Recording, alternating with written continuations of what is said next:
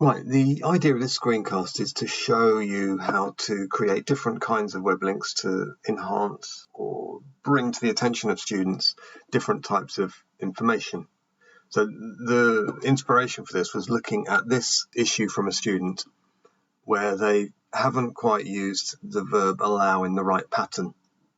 So of course with allow, when you use this allows, you need to put the, if you like, the direct object, you need to put the noun that it refers to before the to infinitive.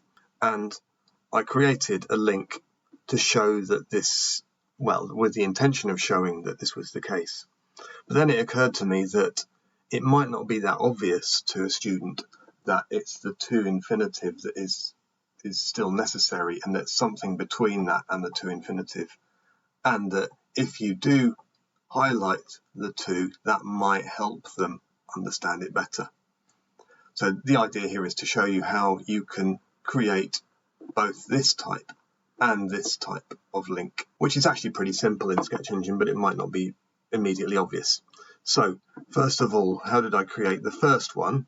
Well, that's quite easy. I'm in Sketch Engine on the British Academic Written English corpus, and I just do a simple search for this allows. Also, what I did for this one is what we quite often do, in fact, because this is a sort of issue that is quite tricky to handle and might create problems for speakers of other first languages. I've filtered out just ones where their first language is English. So that, if I click on Go, then that gives me 97 examples. Obviously, there's far too many of them, and some of them won't have the examples of the pattern that I'm interested in. So what I did here, and which is quite a common thing to do when I'm creating these, is take a sample of just 15. Then at this stage, there still should be enough examples in here to make a decent link to show the pattern in action. So another thing to do that can help you when you're choosing these is to sort the examples. So I just went through these and I found the ones which seemed, first of all, to show the pattern, but secondly, to have slightly different examples of it.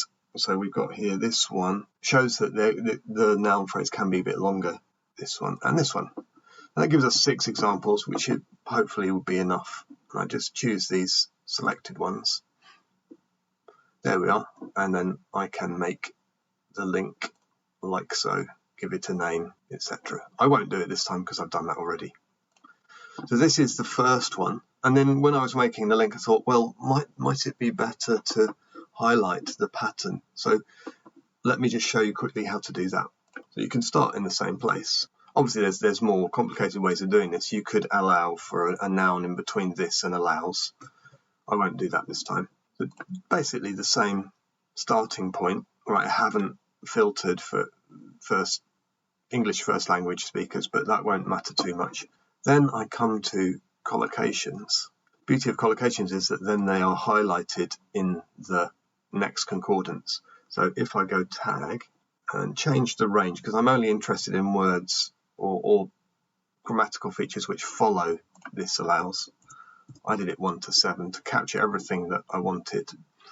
Everything else can stay the same. And then you'll see that I can choose that to, which is to infinitive, comes second.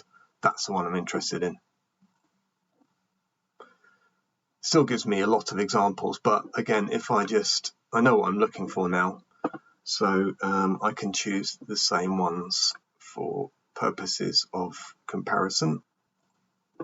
There we are, so I could just select those, and you'll notice that this time the to is highlighted. And this hopefully makes it more obvious for the learner what the issue is and how they can correct it.